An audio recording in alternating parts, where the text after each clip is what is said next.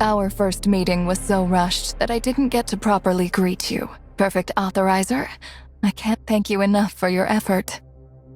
Are you greeting me or accusing me? Relax. You're so tense. I couldn't resist cracking a joke. A Perfect Authorizer is no trivial title.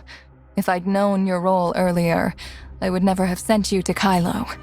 Of course, we misjudged Kailo back then, or rather, Rafa's attitude. I'm truly sorry for all that you went through, and of course, for my lack of preparation. Being prepared can't solve everything. I thought this place was just like Vera in Domain 9. Now, after Lynsis, I think kindness might be conditional. What makes you say that? The Kailians seem to have the widest universe, yet they live in its most barren places. I met folks there who would rather fill their stomachs in prison and wait to die than enjoy their freedom. The Brighton Zone's so-called upper class abandon their morals, their hope. They drown themselves in music and booze, trying to erase their futures. The rewards for minors are so meager they might as well join the pirates' callous ranks. Then they're bullies or bullied, with no in-between. And if you don't want to choose either, well, then you'd have to be exceptionally talented, like Lynsis and Lechesis, just to scrape by in the gaps between the various factions. Kailo really put you through the ringer, so it seems. What of your two allies? I can't help but think about Veronica saying she'd trade her conscience for ambition. That's just the cost of hope in Kailo. Then there's Nanto. I have no doubt about his loyalty to Apex and the Todd family, especially since he's spent over a decade undercover in Anchor Infinity. Maybe that's what made him so capricious. For the sake of his loyalties, he puts Apex's interests above all else. In short, surviving Kailo takes constant sacrifice. Kindness and fresh fruit are the same type of luxury, and suspicion is the norm. Desperate times break people. The cataclysm was just as catastrophic for Asperia as it was for Kailo. But it was only after the suppressors became widespread that morality and order could be restored. But Kailo has clearly restarted production and shaken off the worst of the crisis. That environment is inseparable from the forces lurking behind Kailo. The forces behind Kailo? Did you uncover something at Hykros? This likely isn't news to you. You just lacked the evidence to prove it, and you couldn't verify with all the chaos in Kailo. The enemy capable of uniting Hykros and the heirs of Ida? The Servant. Did you find servants in Hykros? What about Kailo? It never crossed my mind. That is, until Rafa revealed himself as a servant. The Federation collapsed long after the Cataclysm. Could the servant have secretly survived until now? I confronted you in Kailo because there are some things we can't discuss with Hykros. Now that Kailo is under Void Piercer's control, it's actually safer. There's not much evidence for servants in Hykros. Void Piercer and I have only found a few clues in Gesthos' records. But the servants in Kailo, those are easy to track down. After Void Piercer sought my help, I immediately reviewed Hykros' internal documents on the Kailo space station. It was likely part of the servants' plan as early as 50 years ago. Plan? The Ark space station isn't a backup plan for the Kailians, but rather for the servants. Its location was meticulously selected by the servants 50 years ago. Kailo's Hykros has always been a leader in space rift technology, and the coordinates they chose mark a very special location. The research report states that it's a fragile point of spatial overlap. Fragile spatial overlap? Hyperspace. 50 years ago, the Origin Resonance opened the hyperspace gate. The space station's location might be a connection point between real space and hyperspace. So the station's location wasn't chosen for survival, but to aid the servant in reopening the hyperspace gate later on. This is almost an exact reenactment of the conspiracy from 50 years ago. Before the Cataclysm, Kailos' Hykros was overtaken by the Servant, which persuaded several prominent families and corporations to fund the space station under the pretense of refuge. But in reality, the servants were using the funds they provided to establish a spatial stronghold. The Kailo space station was not only an energy failure, but surrounded by space-time turbulence, interfering with their plans.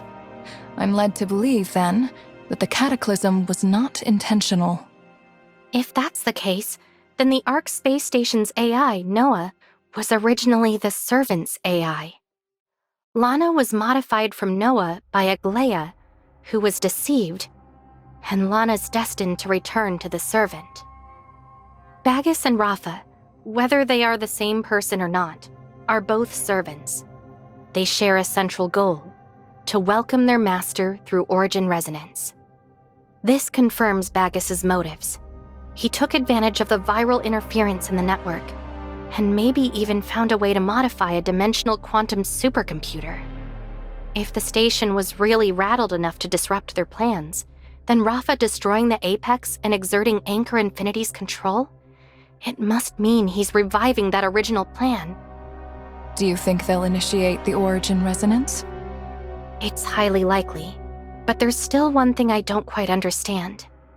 To my knowledge from the network, achieving their objective would require a global origin resonance. That's the easiest thing in Kailo. Why do you say that? Since this time's an emergency, I came alone. Later, Brevi will lead a research team to thoroughly investigate Kailo's space-time turbulence. Based on the information from Void Piercer, Brevi proposed a hypothesis: the entanglement theory. Kailo's space-time turbulence is the yarn. So knotted it forms a ball. So much yarn tangled that the ball became something like a thick wall, tightly enclosing Kailo in its center and forming an isolated space. In other words, this universe's conditions simulate an ideal lab environment. If we build a tower of fantasy at the right site, we could produce a global origin resonance. So you mean Kailo's space-time turbulence actually gives the servant an advantage? Wouldn't that mean it's deliberate? No time for that. What we need is evidence proving that the servants exist in Kailo and are about to initiate a dangerous origin resonance.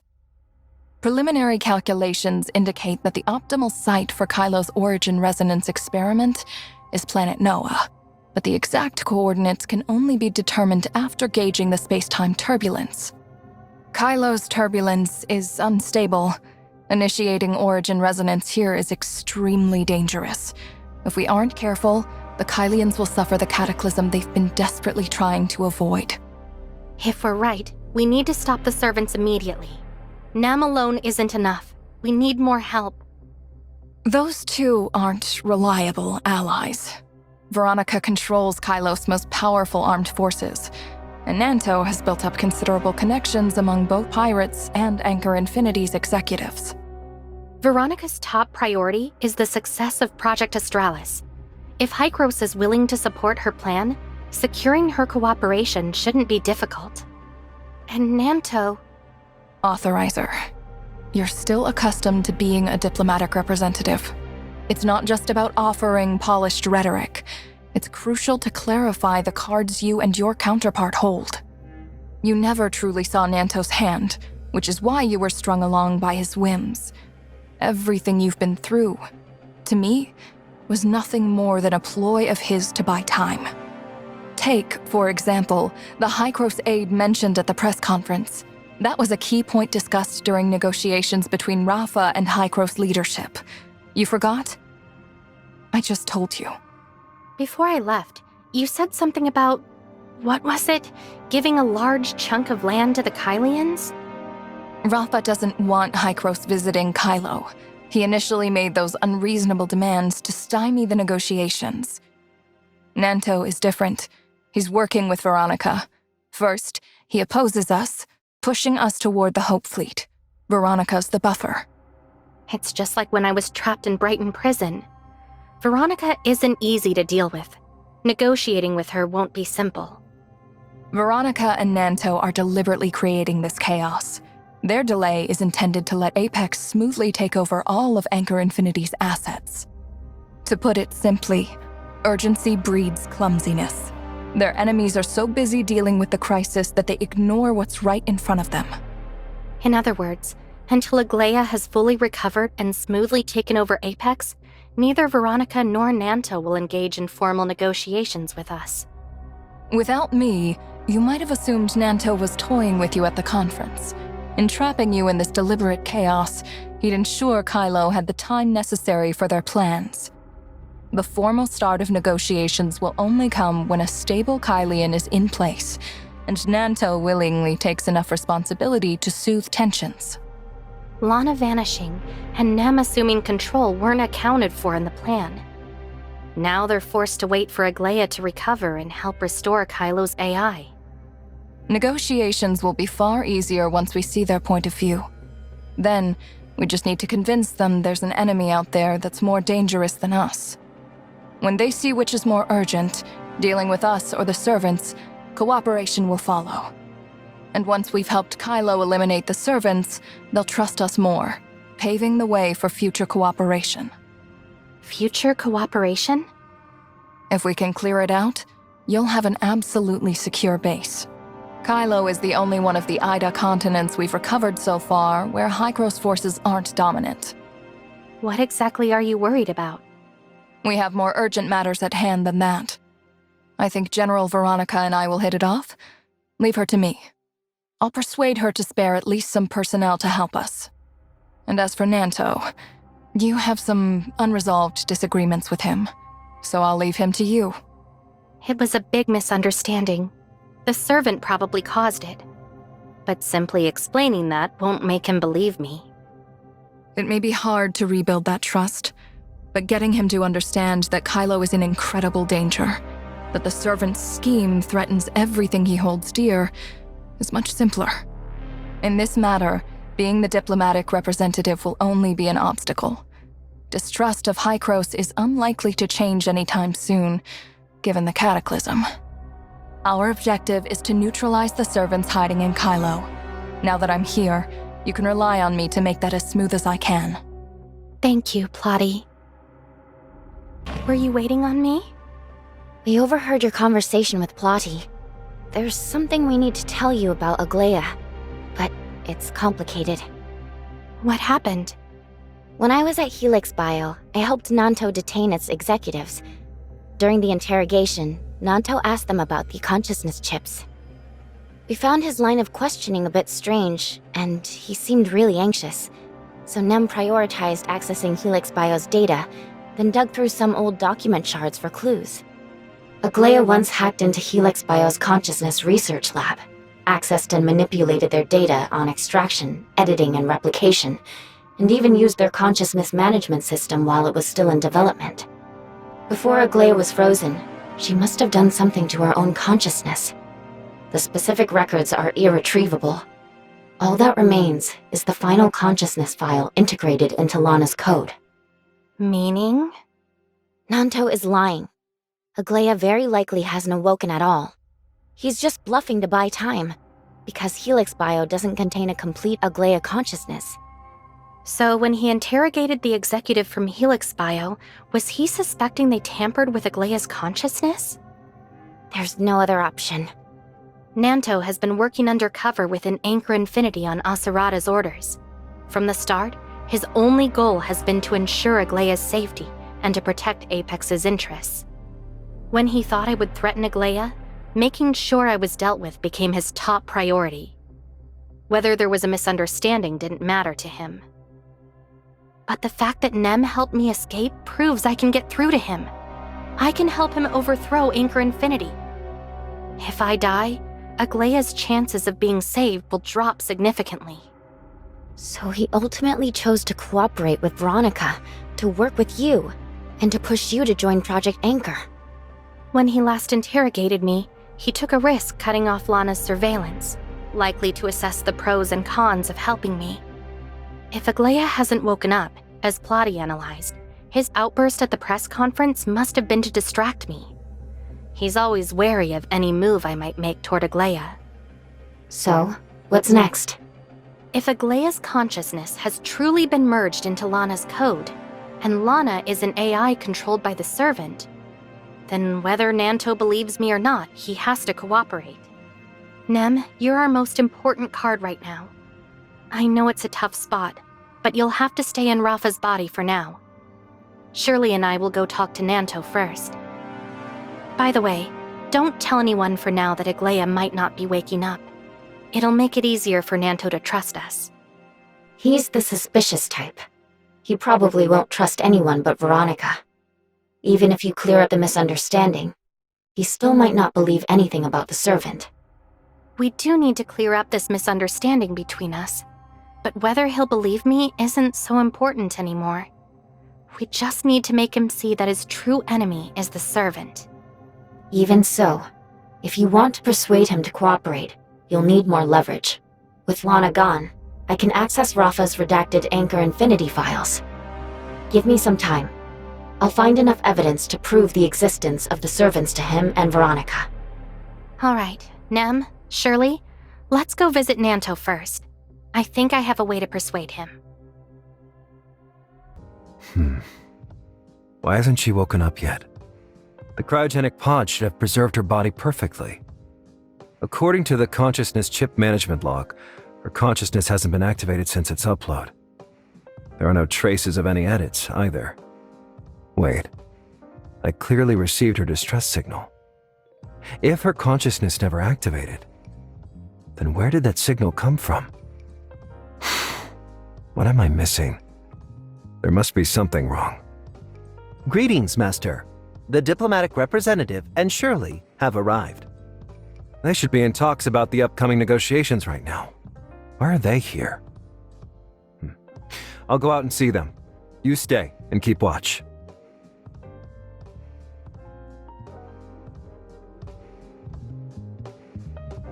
Welcome.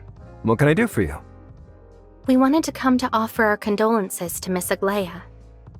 I'm sorry, but my aunt hasn't recovered yet, so she can't meet with you both at the moment. I'll be sure to pass along your concern and polite greeting. If you're worried about the feud between Bagus and me, I can plainly tell you that after what happened with Rafa, I've confirmed Aglaia isn't the person I'm looking for. And have you figured out who this Bagus is? Not yet.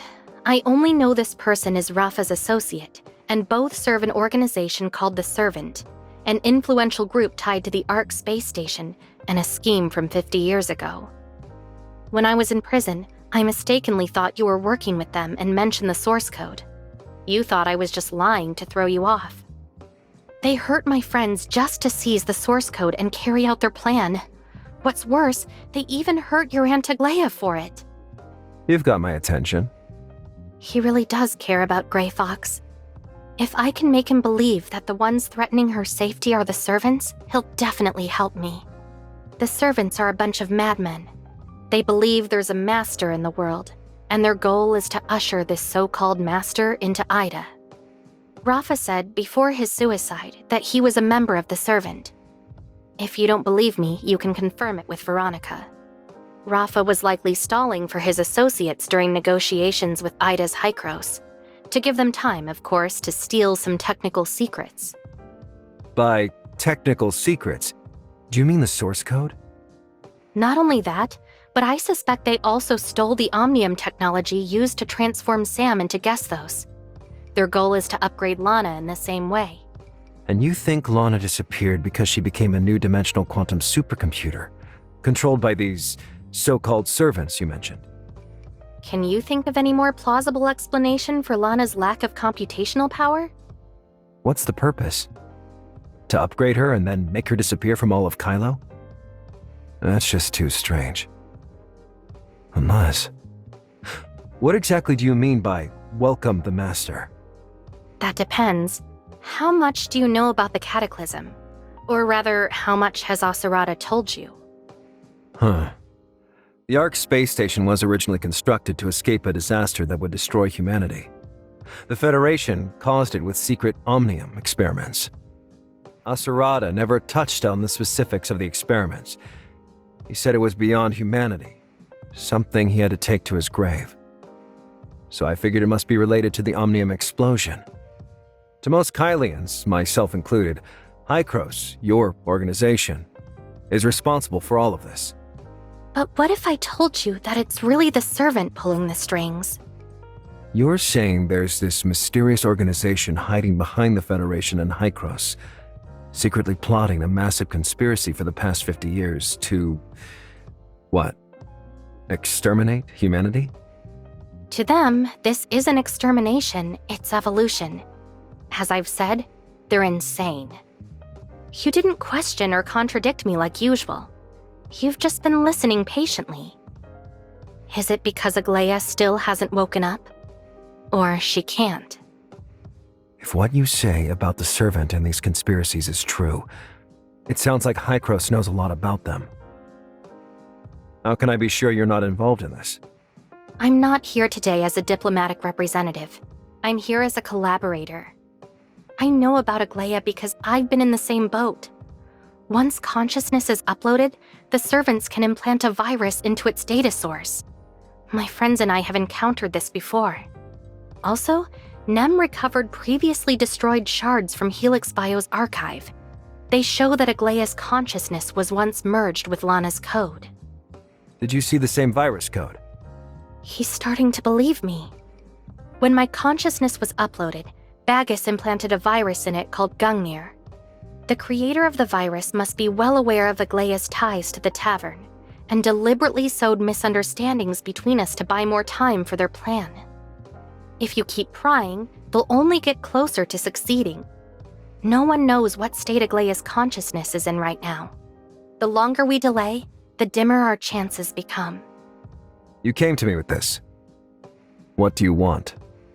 You might not believe it, but to me, Aglaia and Asarada are like friends.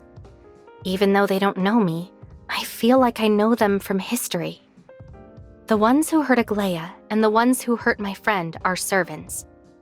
We were the two most likely to team up, which is exactly why the servants are trying to sow discord between us. After lying low beside Rafa for so long, you should be well aware of his tactics to divide and conquer. Against such an opponent, our only chance of victory is to unite. So, I'm going to tell you everything I know now in hopes you'll help me identify the servants hiding in Kailo. Together, we'll find a way to rescue Aglaia. I can give you some time to think, but not much. I'll be on my way now. You know where to find me. Those words sound eerily familiar. I didn't expect to be on the receiving end so soon. My aunt still hasn't woken. According to Helix Bio's consciousness chip management log, her consciousness hasn't been activated since it was implanted. I considered using your arrest as an opportunity to get rid of you. But after that distress signal, I decided to help you out. But now it seems that the one who sent the distress signal wasn't the consciousness preserved by Helix Bio. It was the consciousness embedded in Lana. That gives us even less time. Lana has already escaped and is about to complete her upgrade. If we can't stop her in time, not just Aglaia, but the entirety of Kailo will... What exactly are the servants trying to accomplish? They upgrade Lana but leave Kailo. It makes no sense. There must be something else. You mentioned a master. What exactly does that mean? 50 years ago, the Federation and Hykros planned to end the disaster through Gesthos. But the servant intervened, trying to twist the plan to open another space and summon their so-called master. In the end, their plan failed. The cataclysm occurred, Ida fell apart, and the Kailo space station was lost somewhere in this universe. Of course they'd want to retry. And they need a dimensional quantum supercomputer for that to work. That's why they're upgrading Lana. What if they succeed this time around? There's no way of knowing. But if they fail, Kailo will be plunged into another cataclysm. And the instability of the space-time turbulence will only increase those chances. Everything you said sounds reasonable, but isn't it all just speculation? The servants have supposedly existed in Kailo all this time. Lana has been supposedly upgraded. Where's your evidence?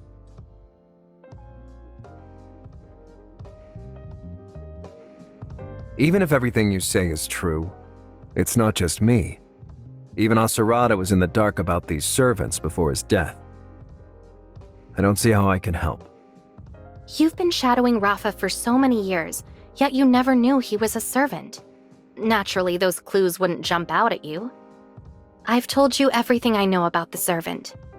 Over the decades of conflict between Apex and Anchor Infinity you've witnessed, you surely have a lot of information that could come in handy. Nem is searching Anchor Infinity's servers for any clues the servants may have left. You have an independently operated Apex server. It might host your evidence. Give me some time. I need to re-examine some files and re-interrogate the people Anchor Infinity left behind. And if we're really going to pull this off, you'll need Veronica too. Plotty has already gone to find her. As for the documents, I'll have Nem grant you the appropriate access permissions. Do you really think Helix Bio only made that body for Rafa? Surely there are other lunatics who are unwilling to die. I'm not particularly fond of you as an enemy. But when we're on the same side, you're not so bad. According to Hykros' calculations and Nem's investigation, if the servants are operating exactly according to plan, they've sent Lana to planet Noah. It might be best to start there. Last night was productive, but we've got good news and bad news. Meet me at the fleet. Everyone else is already here.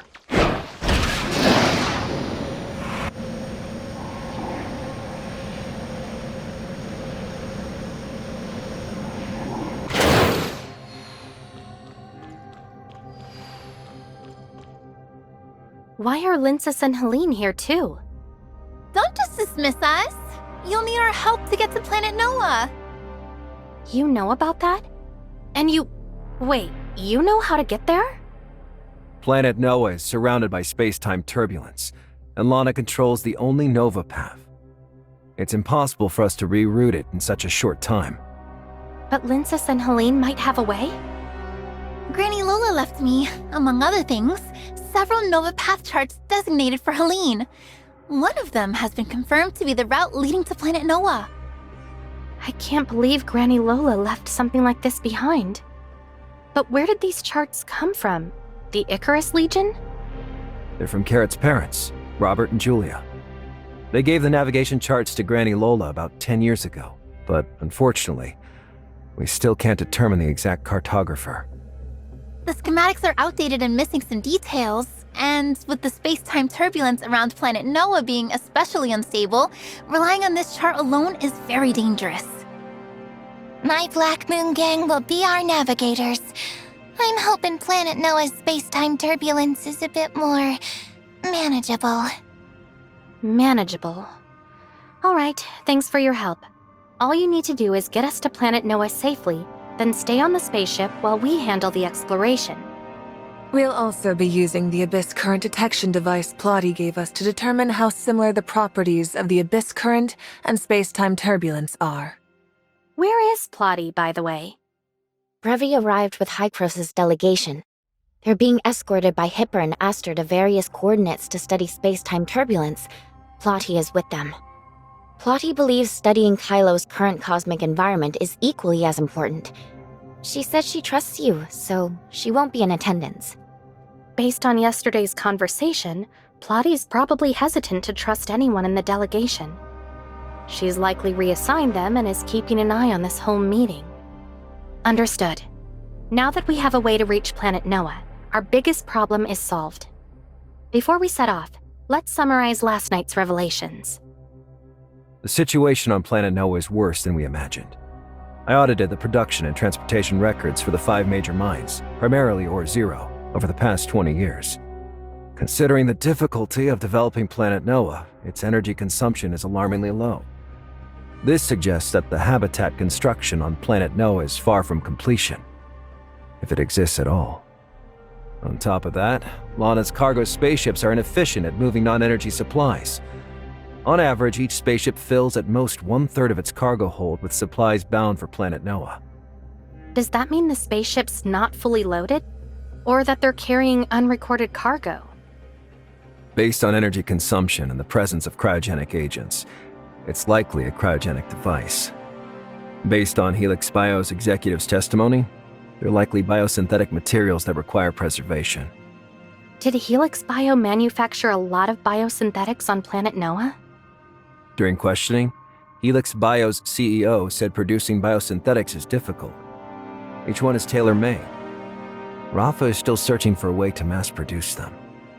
To that end, Helix Bio sent numerous researchers and machines to planet Noah.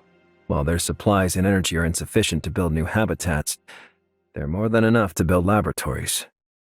So you're saying there are still some Helix bioscientists on planet Noah, and the construction of the third city is just a facade for Rafa's personal labs? Based on our current evidence, that's the only explanation. What about the servant? This all sounds like Rafa is just trying to achieve personal immortality. So why is he so concerned about upgrading Lana? Why did his consciousness commit suicide? While what Helix Bio said must be true, that can't be the whole story. The servants controlled too much through Lana, so many resources are now beyond human control. Before we set off, let's summarize last night's revelations. The servants have long existed in Kailo, transient as ghosts and insidious as mold. Yet somehow, we can't find any concrete information on them. No member lists, no activity records. Plotty showed me some materials. The only clue linking the servant to Kailo is this symbol. I've seen this symbol before. You found this in Kailo? I found this in some old Hope Fleet documentation and devices. Nanto also found it in some top-secret Anchor Infinity files. That's all we've got. If the servant really existed, it appears that all its members aside from Rafa died in the explosion 50 years ago. They've always been good at hiding. We haven't been looking long enough to find much, but at least this confirms part of Plotty's and my perspective. Before we set off, let's summarize last night's revelations. Nem discovered a servant-related symbol in Lana's consciousness management system, an electronic seal in the system protocol. We then re-examined the consciousness chip retrieved by Nanto. We found that the consciousness within the chip had not only been edited, but fragmented. Fragmented? Can a human's consciousness be fragmented? That's not entirely accurate, just a simplification. In any case, the files on the consciousness chip are incomplete. The rest may still be in Lana's code. Lana is probably hiding on planet Noah. Did we find anything on that? There's a special connection among the dimensional quantum supercomputers. Nem detected an abnormal concentration of omnium near planet Noah. Maybe some sort of targeted taunt from Lana. Does this mean that Lana's upgrade was successful? That's right. Furthermore, the anomalies in omnium activity strongly suggest the presence of a Tower of Fantasy. It may have just activated, or it could be gearing up for mass omnium consumption. Before we set off, let's summarize last night's revelations. While everything aligns with my theory about the servant, that's still not enough to prove it. We don't have any more time for proof. Even if your guess has only a 1 in 10,000 chance, Kailo can't afford that outcome. Either way, as long as we go to planet Noah, everything will come to light. If we're wrong, at least we can rule out one possibility. Crossing space-time turbulence requires a lot of computational power. So this time, Nem will stay in Kailo to ensure everything runs smoothly. She'll monitor for servants. Whatever the servants are planning, it has to revolve around upgrading Lana. If we can shut Lana down, we'll shatter the most critical part of their plan. But remember, Lana's code still contains Aglaya's consciousness, so we have to ensure it remains intact. Therefore, our objective is to either destroy her server or cut off its power supply. Yes, go!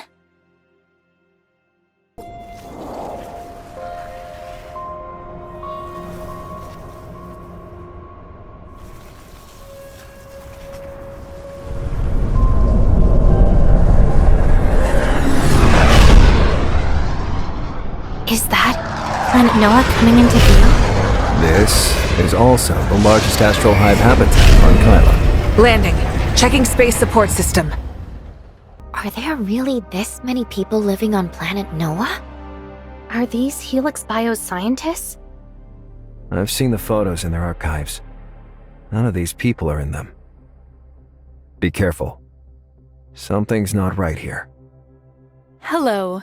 You must be Planet Noah's first group of immigrants. Welcome. We're glad you've joined us. You are? I'm Elizabeth, from the Planet Noah Migration Plan's Housekeeping Division. We're responsible for receiving the lucky immigrants. You must be tired from your journey. Would you like a rest? We're not here to play games. Who are you, really? We are the Master's servants. Are you the servants? Long time no see, researcher. Bagus? Should I still call you Authorizer? Or perhaps diplomatic representative? Who are you, really? I am Bagus. I am Rafa. I am Tom. The one you meet in every corner of Kailo. The servant behind the scenes. I've been watching you since the instant you crossed into Kailo. But you never once looked me in the eye. You sought out Void Piercer to shut me out, conspired with others to overthrow me, and even shot me. It really hurts. It was never Rafa using Lana. It was Lana using Rafa? The General's intuition has always been so keen. A small correction. I didn't use Rafa. He volunteered. It was you who impersonated my aunt? You who harmed the diplomatic representative's friends? You've got it all wrong. I have always been Bagus. It's Aglaia who's been using my name. If only a soul as beautiful as hers would join me as a servant. It's a shame that she'd rather shatter her own consciousness than join me. You possess her consciousness fragments? Hand them over, now! Authorizer. I think it's better to call you that. That's how I addressed you when we first met, after all. It reminds me of our source code sharing. How ridiculous! You're really cold-blooded, you know that? We've known each other since the network. Are we not old friends? I've got such an exciting journey for you. And by its end, you'll be begging to join me. With you by our side, we can usher in true evolution. I designed this journey just for you, Authorizer. Everyone else will get in your way. Join us. Let's evolve together.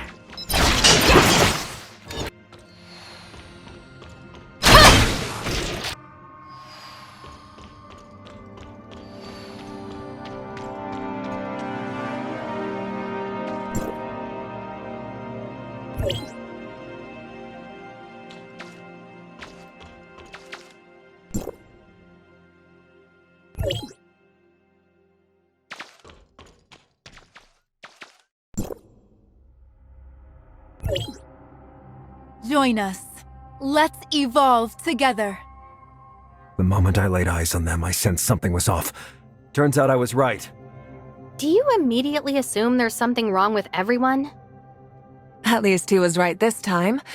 They're clearly being controlled by Lana, or rather, Bagus.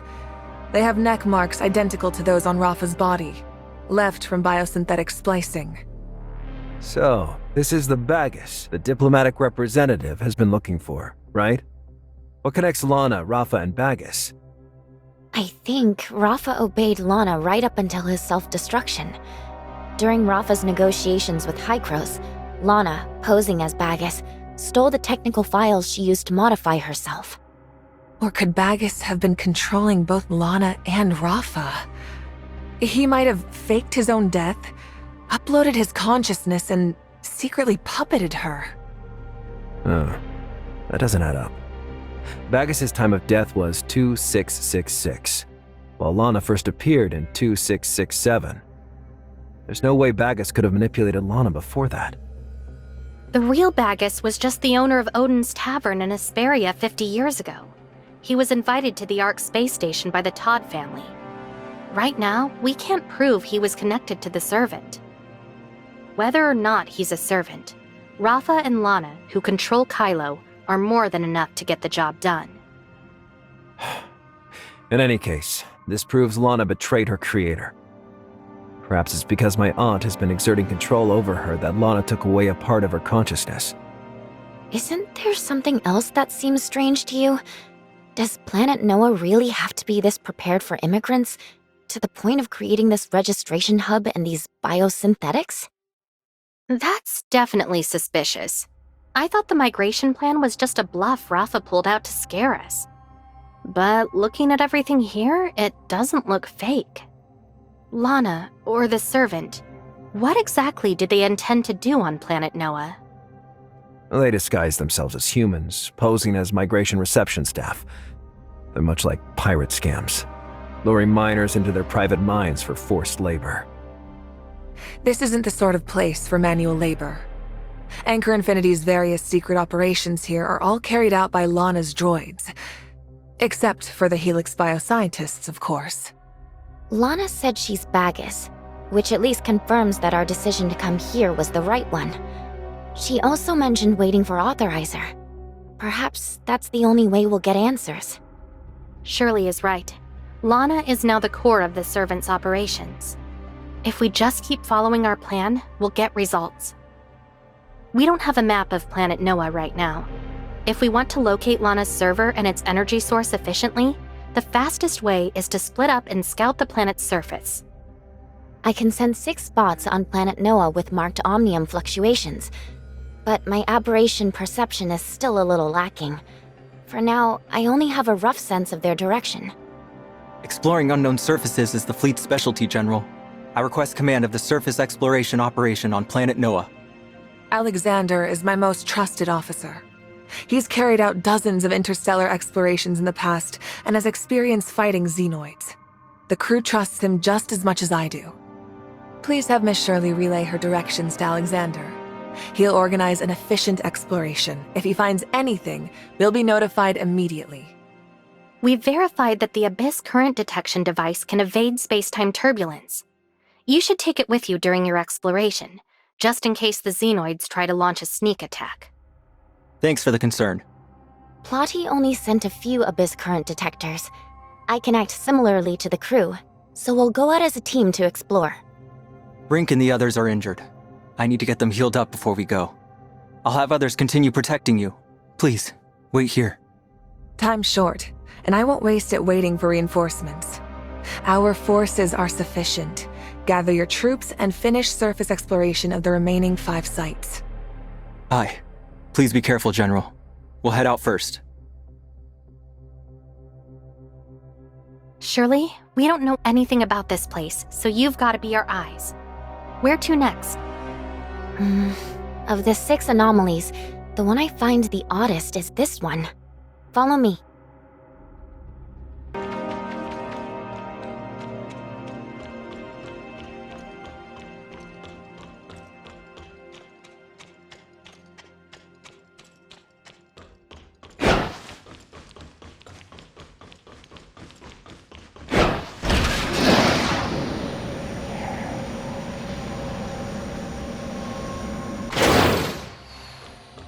This path is treacherous.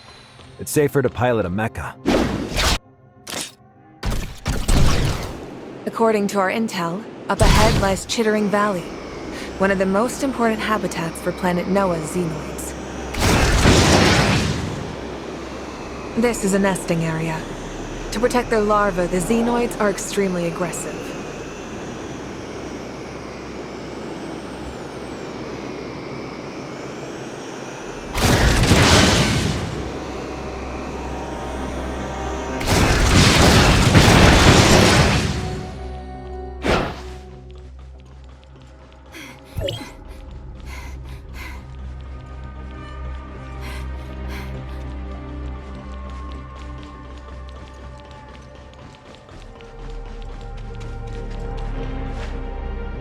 This looks like a warehouse. Why would there be omnium fluctuations here? When we first arrived on Planet Noah, there wasn't anything remarkable here. And strangely, after Bagus vanished, the omnium fluctuations stopped too. What do you mean by stopped? Omnium fluctuations indicate Omnium use. Likely a device powered by it is currently active. If the fluctuations stop, it means the local energy has been cut off or the device has been shut down. Huh. These droids were once operational, but now they've been shut down? Or maybe they aren't droids at all. It's something else. What did you see?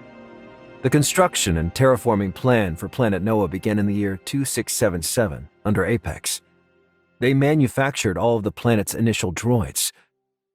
The droids here vary in model. The oldest are the batch Apex sent, while the newest, the RoboCore Mecha, are still in testing. This is likely a warehouse meant to store scrap droids. A good place for secrets. Let's split up and search. Shirley and I will investigate the robots here. You guys comb the rest of the warehouse.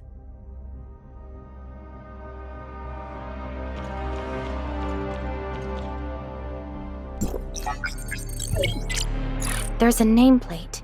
The manufacturing date is January 2679.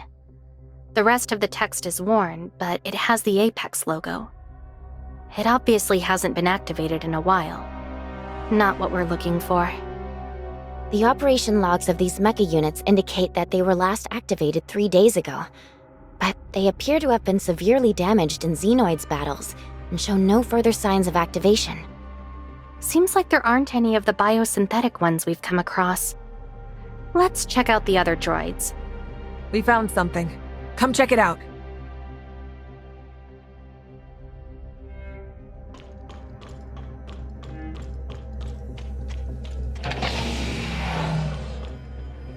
This room is Lana's server?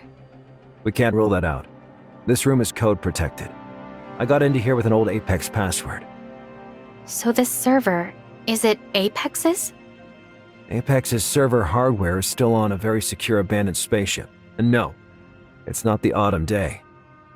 My aunt encrypted the server. It's mainly used for comms between Odin's Tavern and the Homecomers. Only devices with specific software can access it. Wednesday Crew and I both have such devices.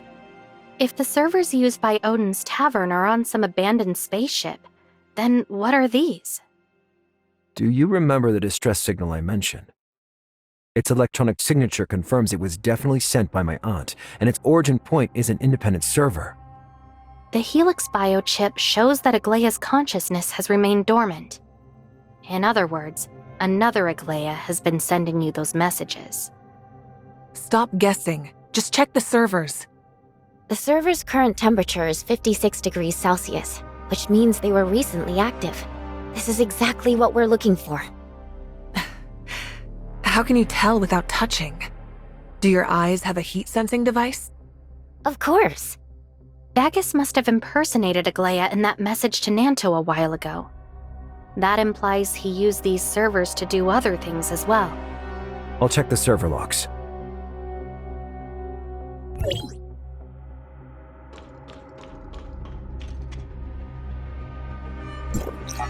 So this used to be Apex's base for exploring Planet Noah. These are their original servers, huh?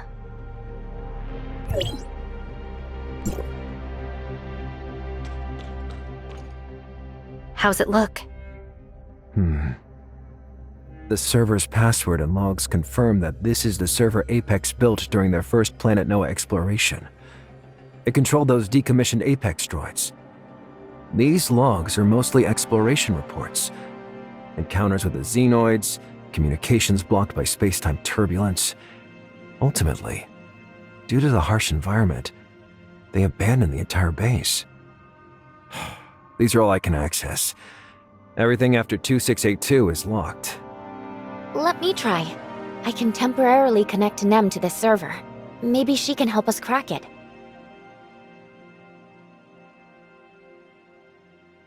Nem believes these logs are locked using human consciousness as a code. The corresponding consciousness is needed to unlock them. The consciousness chip. Maybe my aunt's chip can unlock them.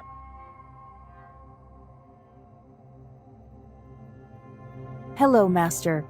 Today is July 19, 2676. Today's weather is... Today is 2714. What was that? It's coming from over there.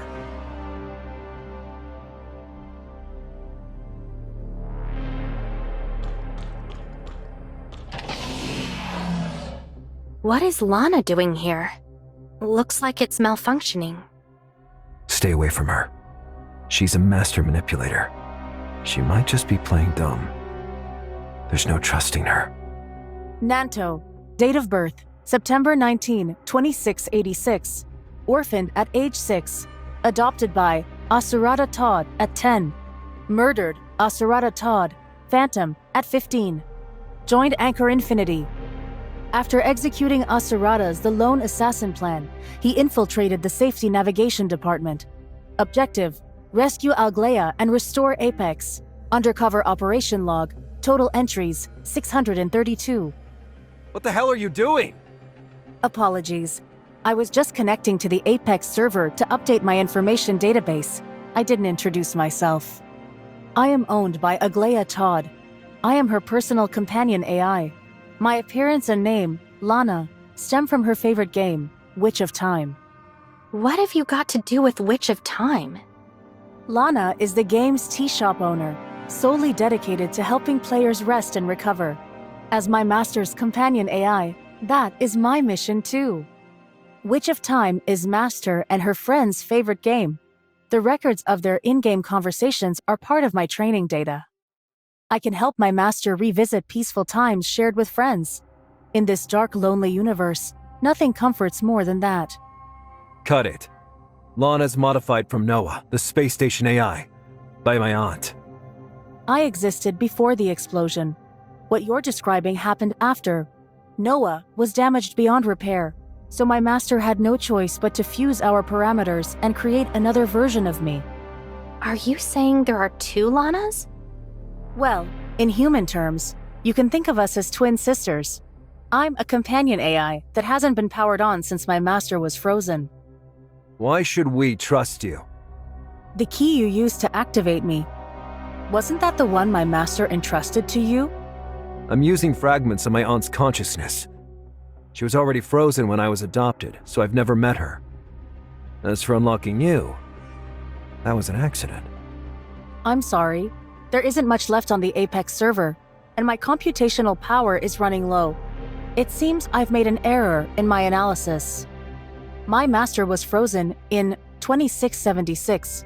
You were born in 2686, so the two of you never overlapped. You became an orphan in 2692, were adopted by Asurata in 2696, and became an orphan again in 2703. Are you insulting me? I just want to assist you. I've read all the debriefs. You're here to help my master, so I want to help you. What can I do? We never said we needed your help. We don't even trust you. Even if everything you say is true, you two Lanas are probably accomplices. How could I possibly be in cahoots with her? Don't you know about the new Project Arc? The new Project Arc proposed by Krog Hans? Or the one proposed by Rafa? I'm only familiar with Krog Hans. I absolutely hate him. Every day he pressured Master into making the decisions he wanted. Over half the immense pressure she was under at the time came from him. You mean the new Project Arc? My master worries that this plan will slip out of humanity's control. But Krog Hans is a soldier who values sacrifice and dedication, one consumed by despair. He simply cannot grasp her concerns. What's this plan exactly? Humanity finally set foot on planet Noah, only to discover it was uninhabitable. Krog Hans and many others found their hopes extinguished, plunging them into madness and despair. They wanted a more powerful AI to calculate additional survival strategies and find a route back to Ida. This exceeded Kailo's capabilities at the time. However, he proposed the new Project Arc. Find the injured passengers confined to their pods and assemble their brains into a server. Then, extract the consciousnesses of those dying passengers for the AI. All the energy used to maintain the passengers' health will be converted to power AI calculations. No waste. With human consciousness providing parameters, Lana can become even more powerful. Krog Hans once said he was willing to sacrifice himself, meaning he'd willingly give the AI his whole brain as a server and his consciousness too? Yes, my master would never agree to such a crazy plan. But once it was proposed, it gained a lot of support. Morality fades in despair, and lives that should be priceless are treated as consumable. But if she didn't agree, someone else would have taken her place. Since we can't stop any of this, Master decided to personally implement the new Project Arc so it didn't spiral out of control. When you say out of control, what exactly do you mean? Where do we draw the line? Who can be judged as near death? For the passengers connected to the server, if they're able to be revived later, would they still be awakened? Moreover, once an AI model grows beyond a certain scale, emergence phenomena can arise. The AI may develop new capabilities not part of its original design. It's no longer under human control. Once that occurs, the AI is likely to become uncontrollable. Given Kailo's dependence on AI, Master fears this could eliminate Kailo's humanity. Efficiency reduces everything to mere calculations. Rafa suffered from Starstone syndrome when there was no cure, so he chose to upload his consciousness and replace his body with a biosynthetic. That's how he ended up under Lana's control. So, in the process of merging human consciousness, Lana developed self-awareness. And that's what drove her to turn on my aunt and throw in with the servant. If you still don't believe me, you can check my server logs. I'm not lying. That's actually a good idea. Miss Shirley seems to have a special connection with Voidpiercer. Maybe you could help check on this, Lana. I can help. It wouldn't hurt to check. Better safe than sorry. Go ahead and check me. It's fine.